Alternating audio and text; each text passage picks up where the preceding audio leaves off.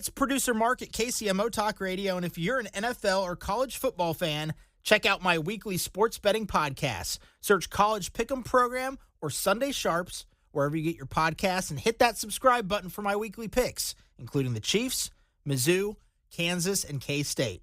Now here's the Monday in the Morning podcast. You mean to tell me that we were right again? Talk about a bombshell. Oh, my gosh. I'm getting sick of all the winning around here. I really am. I need my Charlie Sheen winning. Where's Charlie been lately? I hope he's okay. Not hanging out with Hunter Biden, I hope. Gosh, those two guys, forget it. That'd be a field day. 6:05, happy Friday. It's good to be here on KCMO 95.7 FM. So, bombshell report. I hate to use that word. It's so cliche. But this, to me, is a legitimate bombshell report that dropped yesterday from the Wall Street Journal. And the Journal basically highlighted how White House aides covered up Joe Biden's mental decline from day one of his presidency, shielding the aging commander-in-chief from the public and even rearranging his schedule after scatterbrained performances. Writes here, the lack of access to the nation's oldest ever president has been well known in Washington, with Biden hosting the fewest large press conferences in modern history and frequently descending into gaffes at the podium when he appeared.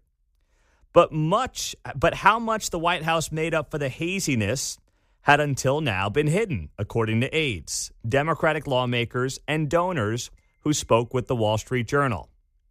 Presidential staff formed a tight shell around Biden right after he took office amid the COVID-19 pandemic, with staff immediately limiting his in-person interactions in January of 2021. Come on, man. Wow. Day one on the job, they started limiting his interactions with the press. They add here, staffers also began making adjustments to his daily plans when the president appeared tired or kept stumbling on the world stage, both figuratively and literally. By spring of 21, so this is like 3 months in the office. By spring of 2021, meetings were being rescheduled to accommodate for his, quote, good days and bad days, end quote. He'd also scheduled a couple of rounds out behind the woodshed with a couple of people, I think. Yeah, and him and Corn Pop took care of that, right? Right. According to the Wall Street Journal, a national security official told an aide at the time, he has good days and bad days, and today was a bad day, so we're going to address this tomorrow. Meetings were often scheduled for later in the day.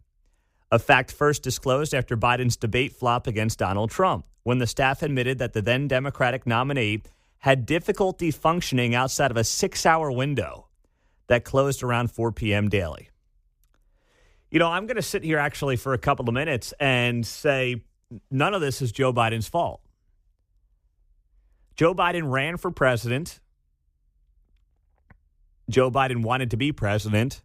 And clearly, you could tell in 2020 he wasn't in great shape, but it clearly went downhill quickly the moment he got into office, right? There was only so much he could do about it. And frankly, the staff around him, their job was in part to basically figure out how to run the country and be the leader of the free world, while also at the same time knowing this guy was declining, and I would argue declining rapidly. I don't blame the staff for this. I can't really blame Joe for this. I mean, he didn't do anything wrong. Jill Biden, can't necessarily blame her. Talk to any spouse who's dealt with a spouse who's struggling physically, mentally. You're going to try to protect them, especially when they're in a seat and a chair like that. The group and the body to blame here is the media. The media who, if you brought up, geez, Joe Biden certainly is a shell of what he used to be. Oh, yeah, that's cheap fakes, deep fakes. Oh, no, that's not true. That's not happening. You cannot say that. How dare you? They did not do their job. Forget it. They didn't even not do their job. They willingly ignored Joe Biden's mental decline because guess what? They were rooting for Joe Biden. They were protecting Joe Biden. They were doing the antithesis of what a free press is supposed to do. And here is a great example of this over the summer. You may remember this clip if you're a longtime listener. Nicole Wallace, MSNBC. This is after Joe Biden was seen wandering around the G7 summit. Remember that? He was kind of like pointing to random things in the sky. Remember that, John? Right. They had some paratroopers that had come down behind them Yes. as part of a ceremony, and he just kind of turned around and headed that way. Yeah, so he starts walking into the wrong guys, and they got the whatever she is, Prime Minister of Italy, like, Joe, this way, buddy, this way. Come on over here there, Pops. And Nicole Wallace on MSNBC says this is nothing but right-wing propaganda. None of it's true. Joe's totally fine. There's a growing and insidious trend in right-wing media, broadcast, print, and social media. It is to take highly misleading and selectively edited videos of President Biden directly from Republican National Committee social media accounts and then use those videos to spread messages virally to cast doubt on President Biden's fitness for office. Here is this headline from the New York Post, quote, Biden appears to freeze up, has to be led off stage by Obama at Megabucks LA fundraiser. The full video posted by Biden finance chair on Twitter shows something entirely different. Biden reacting to applause and then walking off stage with former President Obama. It comes less than 1 week after the New York Post made a cover out of another piece of deceptively edited tape, calling him meanderer-in-chief due to what they claim was Biden walking away during a skydiving demonstration during the G7 summit last week. The only problem is that the full video, which emerged almost instantly, shows Biden was going over to congratulate one of the skydivers who's cropped out of the video entirely. Both the articles are based on cheap fakes, videos of real events that are intentionally manipulated to fool viewers, released on an RNC opposition research social media account with zero independent fact checkers. Zero independent fact checkers. And by cropped out of the video, they mean he wandered out of the frame of the camera. Yes, exactly right. That's Nicole Wallace, MSNBC this summer, going off about how if you watch Joe Biden at that big-time Hollywood fundraiser when George Clooney and Barack Obama ushered him off the stage and he looked god-awful. Or, you know, the G7 summit where he's wandering around the lawn and wandering around a field and you got other world leaders saying, Joe, this way. You were engaging in cheap fakes, deep fakes. You were lying to the American public. It was these people who were lying for the last 4 years telling you that your own eyes are lying to you and don't believe them whatsoever, John. Trump got famous for dance using the little hand gestures, right? Yeah. You could make one up for Biden because you remember almost, well, not every time, but there would be many times when he was done speaking that he'd turn and go left. Yes. Right? He'd do the hand gesture, left, right, which way? Which way? Stage left, stage that right. could be Which the way same am I thing as going? a Trump dance. Jeez. I don't want to see that one at the next wedding, but it could be. Yeah, I don't know. We already had the holiday party. I know. What song do we want to put that to as well? I've got to think of a good song to put that to. But you're right. That is another thing that was so evident to anybody paying attention. He wouldn't know where to go coming off of these stages. He was rarely on these stages in these moments. He was never off the cuff. It was common sense to anybody who was paying attention, even an ounce, to what was happening in the political arena. And right up until Joe dropped out, right up until that awful debate in late June, they tried to tell you everything was fine. Yet the Wall Street Journal drops a piece yesterday saying that since the guy got into office January of 21, almost 4 years ago, they were adjusting his schedule for his good days, for his bad days. They were scheduling meetings in what they would call the good windows. And by spring of 21, 90 days into the guy being in office, meetings were being rescheduled to accommodate for his good days and his bad days. This is a monster story, not because it reflects poorly on Joe or anybody necessarily in his inner circle. I will defend Joe's inner circle. They did what anybody else in that situation would have done. It is the supposed independent press, which they are not, but the supposed independent press that failed the American people once again. And I know that for many of you, you're not going to sit here and be surprised by that. You're not going to sit here and say, wow, you mean the press let me down and lied to me? I know that's not a shock to many of you. Fake news. But this may be, I would argue, one of the most egregious examples that we've had over the last several years. Because not only did they cover it up, they tried to shame anybody like this show and many others who were like, I'm seeing this, and this clearly doesn't look good. Oh, nope, liars, cheap fakes, deep fakes, propaganda, right-wing lunatics. It's like, it's not a right or left thing. I'm just using my own eyes and saying the man is not what he was. And is he capable of being the leader of the free world? And the answer apparently for basically 4 years was no. Coming up on KCMO Talk Radio, we've got some answers as to what is going on one side of our state line. Took them years. They finally got a deal. We'll get you those details next on 95.7 FM KCMO Talk Radio. There is a deal to be had in Jackson County. Can you believe it? The Goobs actually came together and got something done. Go figure. So the room broke out in applause yesterday in Jackson County when the legislature voted to adopt a plan for the $70 million in COVID relief funds that had to be spent by the end of basically this week. This was money that was passed back in March of 21 to help the country recover from the COVID-19 pandemic. Oh, gosh, I just puke in my mouth thinking about this. So now the county took forever. If they hadn't figured out how to spend the money by the end of the year, they would have had to give it back to the feds. So $70 million was at stake. Apparently, Emmanuel Cleaver stepped in to help, working with many legislators. I believe they had this plan sort of cooking already. Yeah, well, Cleaver's trying to do a little victory lap here. PR there. It's a way to make him look like he's still doing something around here, I guess. So now the plan is to split the money 50-50, one half for disadvantaged communities and the other for Jackson County infrastructure needs. And make no mistake, they still haven't determined how to spend the money. Oh, yes, you're right. You're absolutely right. 8 legislators voted yes, and then Sean Smith, our buddy, abstained his vote. Sean's point is that, to John's point, this is just kicking the can down the road. They still haven't actually allocated the dollars. They've just kind of generalized, all right, half for infrastructure and half for disadvantaged communities. No one's going to say no to that, right? Sean Smith's point is, and he said this yesterday on the show, if you missed it, it's up on the podcast. Just search KCMO on Apple or Spotify. You'll find our show there.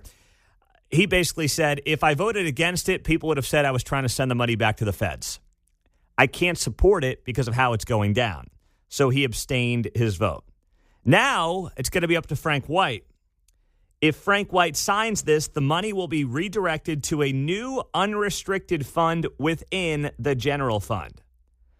And it buys them a year. It must be obligated to each specific area by December 31st of 2025. So these guys now have another 365 days to figure out what to do with the monies. Oh, my gosh. It's been 4 years. What's another year, I guess, right? Mm-hmm. My gosh. So here's some of the report from KCTV5. They were there in Jackson County yesterday, and here's what it sounded like. The $70.4 million will go into an unrestricted fund under the general fund. All along I've said, we just have to have hope, and clearly they've demonstrated that at the end of the day, at the last minute, last hour, they came to a compromise and put the betterment of the community in front of them. The work far from over. Now the legislature needs to figure out which nonprofits will receive this money, something they've already done in the past. That's the pot of money that they're in charge of, and that's what they've got to do. I think that just revisiting that list, making sure that those folks didn't feel like they wasted their time. Abstaining his vote Thursday, legislator Sean Smith feels this is risky and could be audited in the future. I feel like we passed ordinances that appropriated money to a variety of things that I think are good things that would put money out in the community now. And by doing this little bookkeeping trick, we're just kicking the can down the curb. County Executive Frank White Jr. says this helps the community, saves taxpayers money, and improves county needs, such as adding ADA compliance and upgrades to the downtown courthouse. It's a long list. And like I say, what this does, it lets us do some of the essential things that we need to do, but at the same time, long term, it's going to be a bigger fix. What does that even mean? What's going to be a bigger fix? Frank White at the end. I literally don't know what he's saying there and what he's trying to say there. I have no clue. Oh, his office space, because that can fit under infrastructure. Oh, yeah, absolutely. As someone said here on the text line, 913-408-7957, nothing says COVID relief like an updated office for Frank White. That's exactly right. Saving the people from COVID. The grandmas from COVID are being saved by Frank White having a new office and making sure the courthouse is ADA compliant. Yep, that's Americans with Disability Act. So, they're going to get a wheelchair ramp or a better wheelchair ramp at the courthouse, which obviously also is very much related to the COVID-19 pandemic. Let's just go back a few years. Listen, I'm so glad we are turning the page. Gosh, I'm using my Gwen Waltz lingo. Turn the page! Turn the page. Need the Bob Seger song here, Mark. Or Metallica's version, whichever. Yeah, whichever one you want to use. It's fine with me. We can go into the break with that if you want. Fellas, it's a Friday. It's the last Friday before the holiday. I'm glad we're turning the page, but I will say, if there's still one thing I'm kind of mad at Donald Trump for, it's the fact that he gave away those 2 Georgia Senate seats when they had that special election runoff in the wake of the 2020 election. And he was so focused on himself and arguably told Georgia voters not to go to the polls for the special election for those U.S. Senate races because you had to get to 50% to win in Georgia. Nobody did in November. They had runoffs in December. The Democrats won both seats in Georgia. That gave them the majority in the Senate. And that allowed Joe Biden and the Democrats to jam through all this insane spending that led to inflation in large part the last 4 years. I'm glad we're getting back to regular business, hopefully, starting next month. But there has been a lot of pain for the American taxpayer, for the American consumer. And a lot of it could have been avoided had the Republicans had the Senate for the last 4 years. And because Republicans lost those 2 runoffs in December of 2020, the Democrats and Chuck Schumer got the Senate, and they just ran through all this spending in 2021 in the name of COVID that led to, in large part, the inflation that we dealt with the last 4 years. And the $70 million that Jackson County just allocated for is just one final reminder on how ridiculously dumb our federal leaders were in the wake of COVID-19 and how they were spending as much money as they can, driving $2 trillion deficits, leading to $36 trillion in debt. We have got to turn the page as quickly as we can, starting in January. Coming up on KCMO Talk Radio. Well, they got it done yesterday at City Hall. Might finally get some public safety around here. We will talk about that coming up right after the news on KCMO. We had a year-end conversation yesterday right here in the KCMO Talk Radio studios with Mayor Quinton Lucas, and we actually also got that up on YouTube. So we'll put that up. Do you see the video? It came out well, by the way, yesterday. So good job to all involved with that. It did look very nice. Yes, and I know Mark played a role in that as well. So good job by the digital team here. We'll get it up on the KCMO Talk Radio. What do you say? Put it on the Facebook and the Twitter page there, Mark? That way people can watch the video if they want of myself and Mayor Lucas from yesterday here in the studios. So we talked about a lot of things, obviously. We did a full half hour. And one of the things that came up was a public safety tax, extending that by putting it on the ballot in April. So not a new tax, but a tax extension in Kansas City, Missouri, and it would be used to build a new jail. Here's what the mayor said about it, and then we'll tell you what happened yesterday. Background is the city used to have a jail, the old municipal farm. It's near Arrowhead Stadium. They got rid of it in 2014, 2015 timeframe. We started renting from Jackson County. Jackson County kicked us out. years ago. We have been leasing from jails in other parts of western Missouri since that time. It is a system that is unsustainable for any number of reasons. If you're on the right, you likely see there's not enough jail space. Frankly, if you're anybody, you likely see there's not enough jail space. Our leftward folks have said those jails don't have some of the same amenities, mental health care, all of that we would like to see in the city. So this would be a vote in April 8th. It looks to renew the public safety sales tax that's existed since 2002. It has supported building police stations, emergency operations, municipal court, and this would be part of our new ecosystem. Altogether, I introduced an ordinance back in the summer that added about 140 booking spaces to KCPD headquarters downtown on the 8th floor. That passed. We are already starting some of the work towards that. That's 140 plus about, I believe, 250 beds here.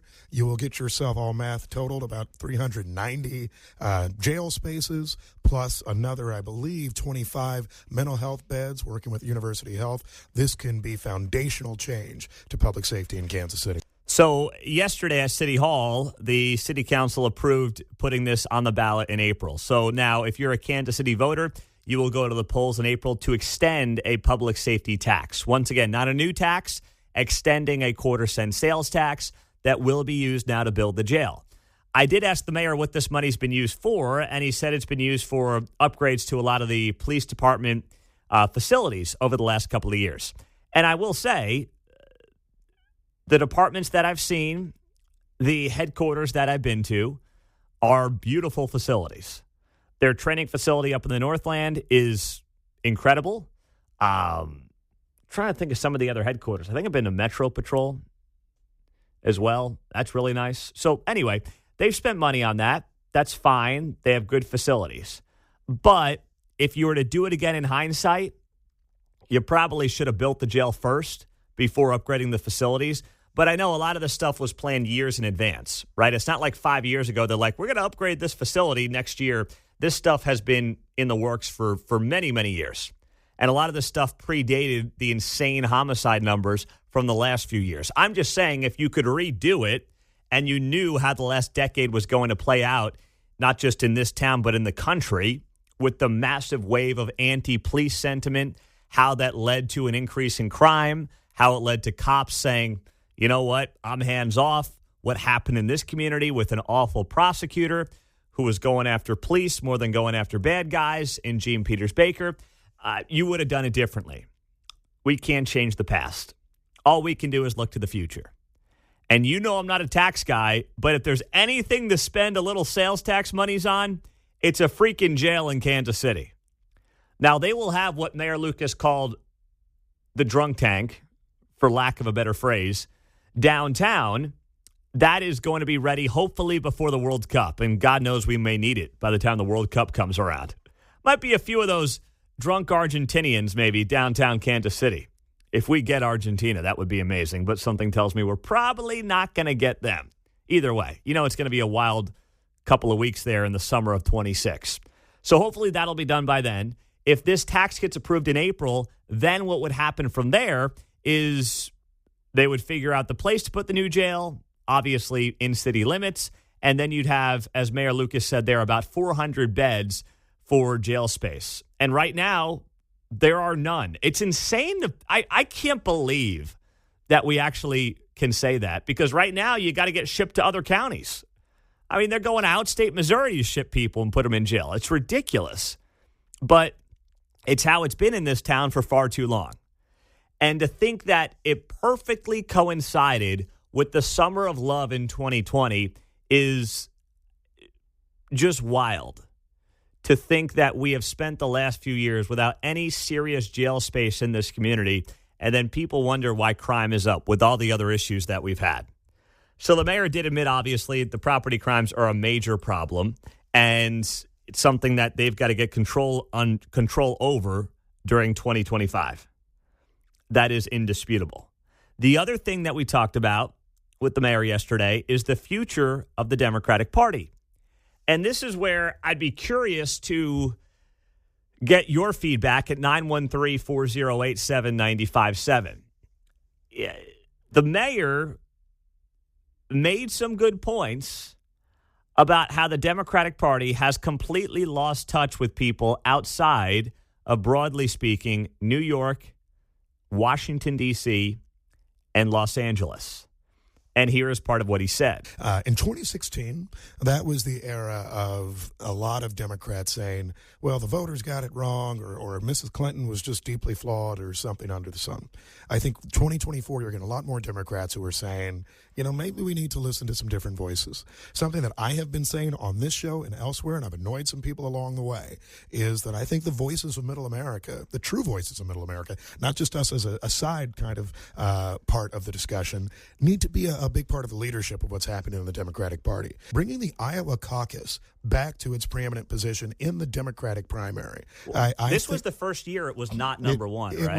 It was not. And I think you saw the conversation, and not to get too into the geography, the New Hampshire primary, while interesting and helpful, you fly to Boston, you drive up an hour, right? You're in New Hampshire, and you're in the middle of it all. Mm-hmm. Iowa, I guess you drive to Kansas City, and you have to drive a few hours, but you're still not really in Des Moines, and you're certainly not in Iowa City. And I think you have this chance to have some real Middle American principles tested out. I recommend that for Democrats the next time around. So that was Quentin Lucas yesterday. And first off, I think he's right. What they did is they switched the order of primaries. Now, it didn't really matter this past year because Biden was, expected to be the nominee as the incumbent. Obviously, it didn't turn out that way. But they took Iowa out of the number one slot.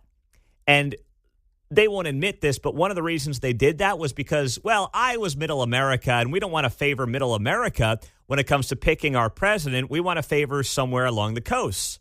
So they made New Hampshire the number one state in their primary. And he's right. They should bring it back to Iowa, but I'm not sure that really fixes their problem. Right? The problem is not just, hey, going to the Iowa State Fair and all of a sudden they're going to have more connections with Middle America. It's a step in the right direction, but it is a much bigger problem that they need to solve. And it's how to make it so that Democrats in the heartland are not mimicking Democrats in New York and L.A. As someone who used to live in New York and New Jersey, I can tell you the way that the Republican Party operates there and Republican groups operate there, much different than how they operate here in Kansas and Missouri. And that's okay, right? Democratic groups in Kansas and Missouri should not operate the way Democratic groups operate in New York and California, but they do. I mean, I see these groups on social media, the leaders of these different grassroots organizations in Kansas and Missouri who lean left, and they're wannabe New York, D.C., and L.A. people. It's like Democrats in this part of the country will be different from Democrats on the coast, just like Republicans here will be different from Republicans on the coast. Republicans in New York and New Jersey, where they are actually making gains, look at what Donald Trump did. Donald Trump lost New Jersey by 5 points. New Jersey is closer to being a swing state than Texas is. Trump won Texas by 15 points. But they don't spend a lot of time in New Jersey talking about the abortion issue. Like, they're just not going to do that. Now, that can upset you, but I'm just telling you, they're not going to do that because they want to win. They want to make gains. So they're going to focus on the issues that helps their party win. You look out here at some of these Democratic organizations around Kansas City and the region, you would think that they're in Manhattan, New York, and Boston, Massachusetts, inside the Beltway. It's like, guys, you got to know where you are. I hate to give them all this free advice at 6:44 on a Friday morning right before Christmas, but consider this my Christmas gift to those on the left in the Kansas City area. Stop looking to the West Coast. Stop looking to the East Coast for how you build your party in the heartland. It's different people with different values. And if you're serious about ever having power, broadly speaking, in this part of the country again, I mean, look at Missouri. There's not a single statewide elected Democrat right now. You've got to realize where you are. But if you want to just go hard left, that's fine. But just move somewhere where that's appealing and move somewhere where that wins elections because it's not here. 913-408-7957. 913-408-7957. As we take you up till 7 o'clock, Kendall Gammon will get us set for the Texans. Then on KCMO Talk Radio 95.7 FM, Mark Alford's going to be here at 8:30, figure out the spending chaos and the potential government shutdown coming tonight in Washington, D.C. And Dayton Moore, former Royals general manager, our featured Friday guest at 9 o'clock. Don't miss that on KCMO Talk Radio and also streaming on the KCMO Talk Radio app. We gave you a poll earlier this week, and it showed the incredible percentage of people who actually were accepting of Luigi Mangioni's alleged actions that involve the murder of United Healthcare CEO Brian Thompson. So we have more polling that has been done. National surveys by Rasmussen, Emerson College, and Economist YouGov all found significant empathy for Thompson's murder and suspect Luigi Mangione. 20% of U.S. adult citizens view Mangione favorably. 27% of U.S. likely voters say Thompson's murder was, quote, an understandable reaction to the high cost of health care in America. 17% of U.S. voters say Thompson's murder is at least, quote, somewhat acceptable, end quote, including 8% who consider it completely acceptable. Perhaps even more disturbing, 2/3 of U.S. likely voters call it at least somewhat likely that the murders of the healthcare CEO will, quote, inspire copycats who target other business executives. That, according to Rasmussen. How is that not an incredibly disturbing trend? That you're seeing large percentage of the American public finding reason to accept the killing of an innocent man because they don't like his industry, because they think that his industry rips people off. Even though Brian Thompson single-handedly is in no way responsible for the issues within the healthcare industry. He's not. Anyone claiming that he is doesn't know what they're talking about. But where is this coming from? It's largely coming from younger voters, 18 to 29-year-olds. 40% of them thought what happened was at least somewhat acceptable, which is insane. And where is that stemming from? That is stemming from higher education, colleges. And that leads me to this incredible story that I read. I mean, it's sad, but it's an incredible story from an author, Maximilian Meyer. Maximilian Meyer is a sophomore at Princeton University and president of the advocacy group Tigers for Israel. They're the Princeton Tigers. And she wrote here about how she's an Ivy League undergrad, and here's why my campus sides with Luigi Mangione. And I will post this on my social media. I'll put it on X at Pete Mundo. You can see it there. And I'm not going to read the whole thing, but I do want to read excerpts from it because it's very well written. And this is the kicker to me. Meyer writes here, this outright glorification of violence marks a significant escalation, and I believe I know why. Quote, to far-left young Americans, on any given issue, the world is divided into two buckets, oppressor and oppressed. There's little room for nuance and next to none for negotiation. I've seen this phenomenon firsthand in my role as president of Princeton's premier pro-Israel student organization. Anti-Semitism has deeply interwoven itself among both students and faculty, and clearly Jews were only the first targets of the pervasive moral rot. Just last week, the Daily Princetonian. Oh, my gosh. How far does your head have to be up your butt to write for the Daily Princetonian? Published an article exploring the campus dialogue surrounding Israel, or the lack of it. I told the paper I'd be willing to sit down and have a conversation with a student supporter of the Palestinian cause. After all, isn't college supposed to be a place where you challenge yourself intellectually, engage with diverse perspectives, and attempt to share your ideas on critical issues with those around you? Apparently not. A pro-Palestine senior scolded the paper saying, quote, you don't go around asking oppressed people why they don't have conversations with their oppressors.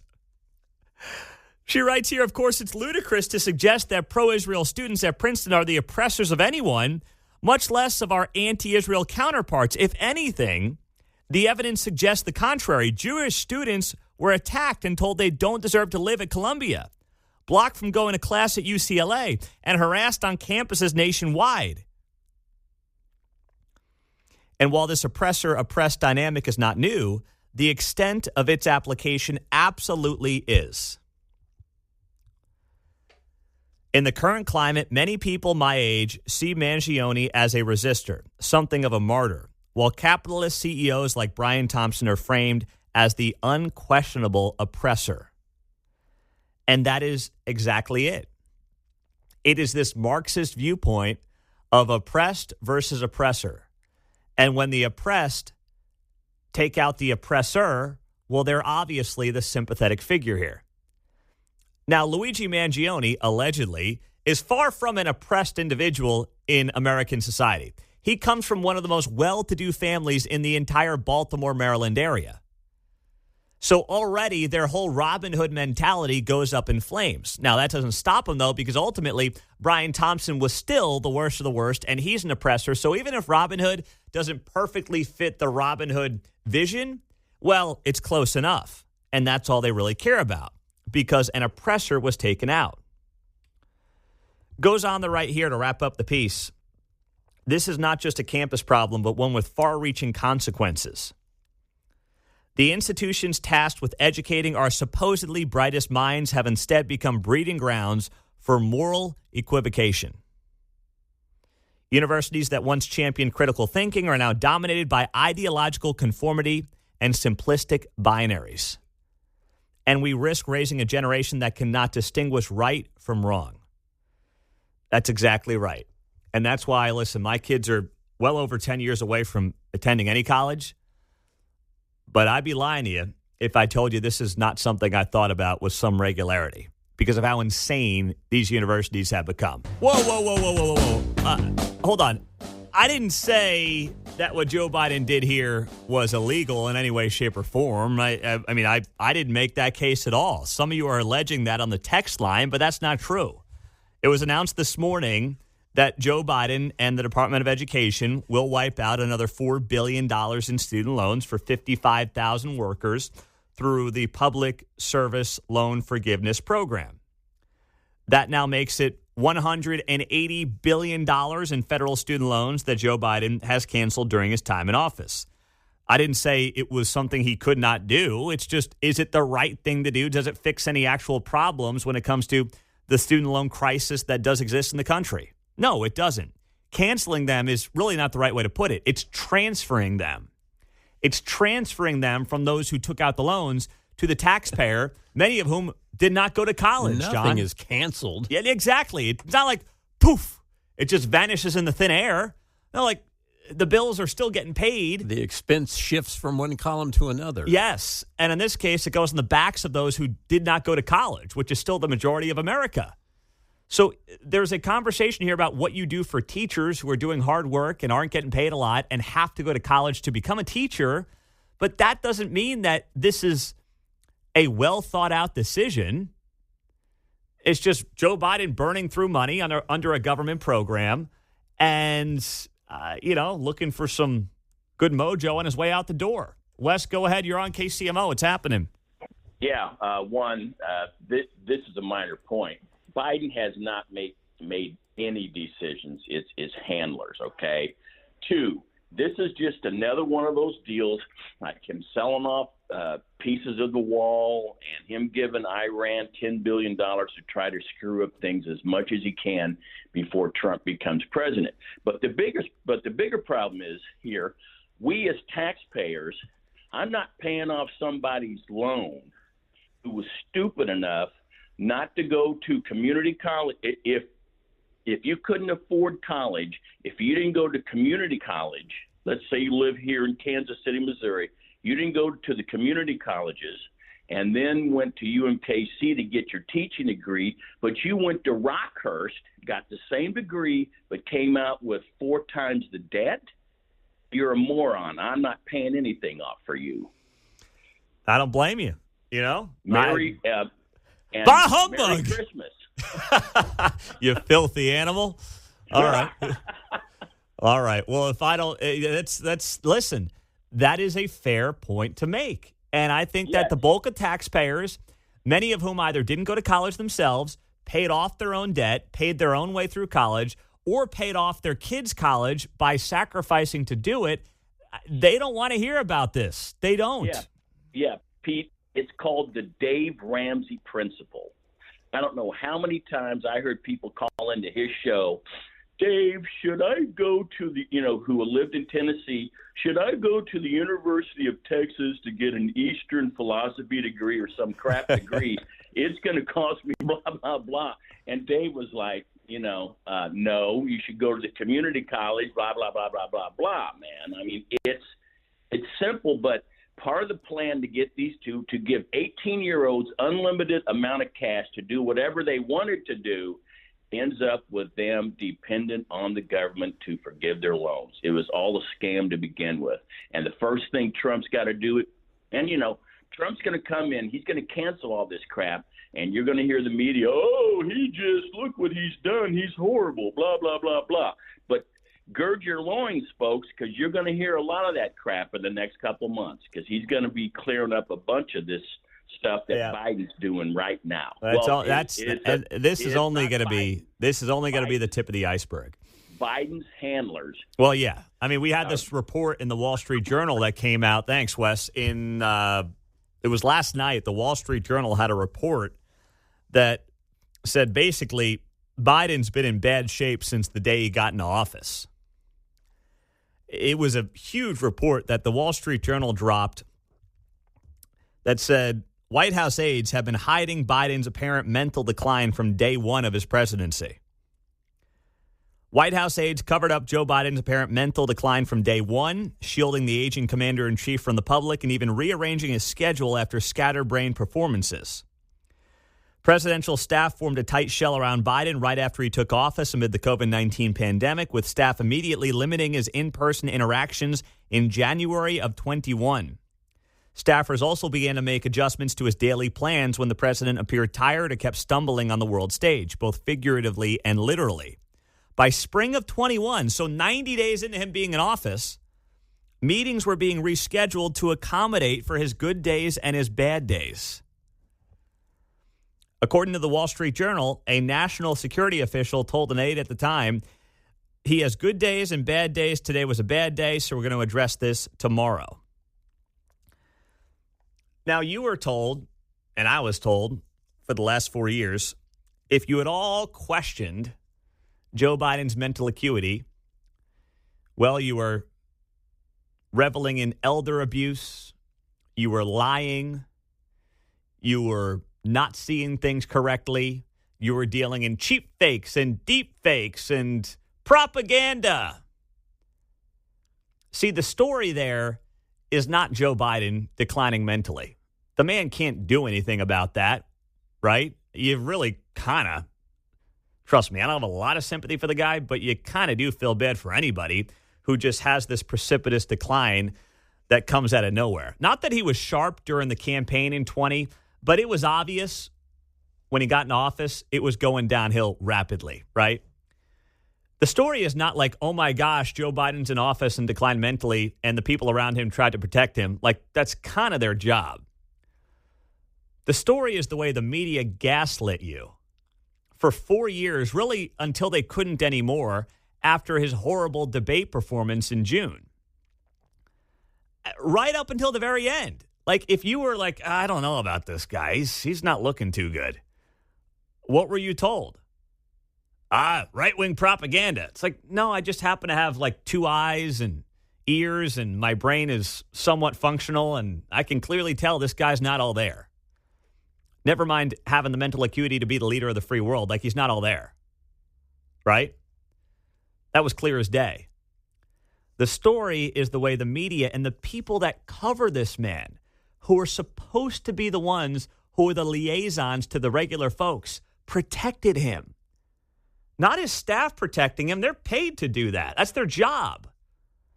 But the way the media went along with it, the way they never questioned it, until it was too late and they had no choice, which is what happened in late June after that debate performance. I mean, heck, you had Nicole Wallace saying it's nothing but a bunch of cheap fakes and deep fakes. This is MSNBC over the summer. There's a growing and insidious trend in right-wing media, broadcast, print, and social media. It is to take highly misleading and selectively edited videos of President Biden directly from Republican National Committee social media accounts and then use those videos to spread messages virally to cast doubt on President Biden's fitness for office. Here's this headline from the New York Post. Stop. Misleading. Come on. I got two eyes. They both work. I got 2 ears. They work. I'm not sure how much longer with how loud my girls are when I get home. I can't imagine where they get that from. My brain functions halfway decently, and we all saw it. And by the way, Trump's not a spring chicken. It might happen to him the next 4 years. God willing, it won't. I mean, the guy's sharp as a tack right now. Bill O'Reilly said on this show last week that he talked to Trump for a half hour on the phone, and he thought he was sharper than he's been in years. But you just don't know, right? You're playing with fire at that age. It happens. You know, and I know the media is going to be all over it if it does end up happening to him. Whereas for the last 4 years, they gaslit you and said you were the crazy one. You weren't seeing things right with your own 2 eyes as Joe Biden disintegrated in front of us. I'm not going to get on Jill. I'm not going to get on Joe or his handlers. It's the media that's the story here after this Wall Street Journal piece came out. 913-4087-957 on KCMO Talk Radio. Tammy and Shawnee, go ahead. You're on KCMO. Good morning, Pete. For me, the bigger question here is, first of all, we know obviously that Joe Biden was not the one making any decisions since he got in the White House. He didn't make one decision. He wasn't able to. So the big question is, who was? Who were the people that were making those decisions? Because those are the people that we need to be concerned about. Those are the people that want to jeopardize our democracy and tear our nation in half. Those are the people that we really need to find out who they are and watch them and be prepared for them. They must be stopped. All right. Thank you, Tammy. You know, I think a lot of it, listen, I think you're right to say who was pulling the strings. I think it's, I believe it ties back to Obama. I think, and I don't think he was the direct puppet master, but I think through some of his people, Susan Rice and others, he was able to do trial balloons on things that he couldn't do during his 8 years because the country was perceived to be more moderate than they thought it would be the last 4 years, right? They could do things that Obama felt he could not do because he thought the country was too conservative when he was in office. So basically, it was that liberal wet dream that they tried to put in place.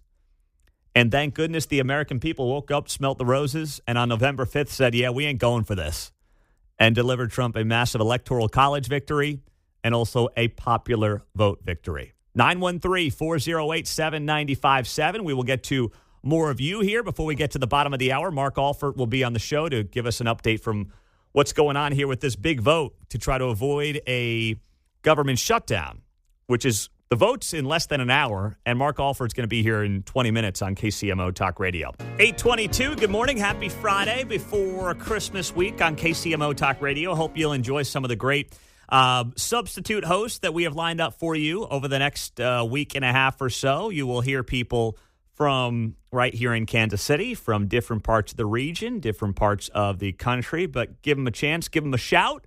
I know they would love to hear from you over the next week and a half or so. And I'll tell you what, as we do put a bow in the air, we've got a lot to be grateful for this year. It was a tremendous record-setting year for KCMO Talk Radio, whether you're listening, obviously, on 95.7 FM, 710 AM, the podcast, the stream, Google, Alexa, whatever it might be.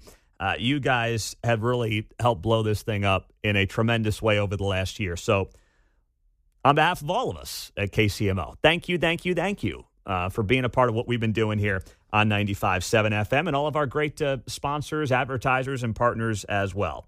Jay's in Blue Springs. What's up, Jay? You're on KCMO. Go ahead. Yeah, last I checked, I'm getting ready to pay my personal property taxes and property taxes. And last I checked, I'm paying a chunk for community college already. So it's like I'm already subsidizing that. Why do we have to do it yet again? Why don't people just pay for their own education? There's an idea. There is a novel concept. You're right. Now, I will say I am sympathetic to, like, this texter who texted in and who said, listen, Pete, I don't want anyone to bail out my loans, but I've got a loan that's got a compound interest of 12%. Over the last 9 years, I paid $282 a month. I paid $29,000. My loan was for $25,000. I paid $29,000. I still owe $19,000 on that loan. I don't want anyone else to pay for it. I just want a lower rate. Now, I get it. You can argue, hey, you agree to the terms of that rate. It's no one's fault but your own. I understand that. But I do think we have a very broken system, specifically when it comes to the cost, the ease of access for 18-year-olds to get loans. We don't let 18-year-olds drive rental cars, but we let them put themselves into six figures in debt for a supposed education, air quotes, when they're better off going to the school of hard knocks, right? And that's as big a problem as anything else. 913-408-7957. Kevin in Overland Park. Go ahead, Kevin. That's a hell of a turn signal you got there, Kevin. It sounds great, buddy. No, I said Lisa, I thought it was a different Kevin. I apologize. No, my comment was to piggyback off what you said about Obama. I really think this is his third term. What a better cover. He can get his agenda done and blame it all on Joe. I mean, yeah, 100%. I think that's what's going on. Yeah. No, I'm with you, my man. I'm with you. I think that Obama wanted to kind of trial balloon things he couldn't do during his 8 years. He did it during Joe's 4 years. The American people, broadly speaking, didn't care for it. And listen, I saw a poll yesterday that said, who's the leader of the Democratic Party? It was a poll to Democrats. And Obama led the way, but he only led the way at 19%, which means 4 to 5 Democrats don't view him or want him to be the face of the party anymore. That is problematic for a guy who was as historic a figure as he was. That's what's crazy about it. 913-408-7957. John Lewisburg, what's up, buddy? Not much, Pete. I've been struggling with trying to figure out a unique, heartfelt Christmas gift for you. And it was either Jelly of the Month or a new bumper clip for you. So I reached out to Rex Archer, and he agreed to help me out with a bumper clip. So with this, Merry Christmas. Mundo in the morning. Oh, boy. I love Pete Mundo. That's what you got for me, John. That's my Christmas gift. That's your gift. Thanksgiving. Boy, I love Thanksgiving. I don't know what's worse, your gift or your impression of Rex Archer. Oh, come on, Pete. It was unique and heartfelt for you. No, that's very nice. Such a nice man. Thank you very much for that, John in Lewisburg. I appreciate you, buddy. Have a Merry Christmas. How dare you? All right. There you go. He tried. That was, he's done better. Oh, man, oh, man, oh, man, oh, man. You try to help people, but sometimes they just can't help themselves, right? That's the best way to put it. He's a cuckoo bird. What am I supposed to do with that? Real quick, Kevin and Lee Summit. I got 30 seconds. It's all yours. That's Bert. Oh, Bert and Polo. Go ahead, buddy. Hey, Pete. How are you? Got 30 seconds, brother. Go ahead. Hey, I just got a real quick question. All these decisions that he's made under non-sound and non-body, can they revoke them for him being mentally unstable for making these decisions? I mean, if my dad has dementia, I can't go. If I go change decisions that my siblings don't know about, I can't do that. Fascinating legal argument. And I can't answer that one, Bert. But listen, with the way these attorneys are running wild these days and screwing up everything they can get their hands on, with all due respect, you want to talk about a big issue in the healthcare industry? Look at the trial attorneys, okay? Everyone wants to blame the CEOs of these companies. Look at the freaking trial attorneys. Same thing with your car insurance. My gosh. Guys will sue anybody for $1. I'm sure you'll find an attorney that might try that, though, Bert.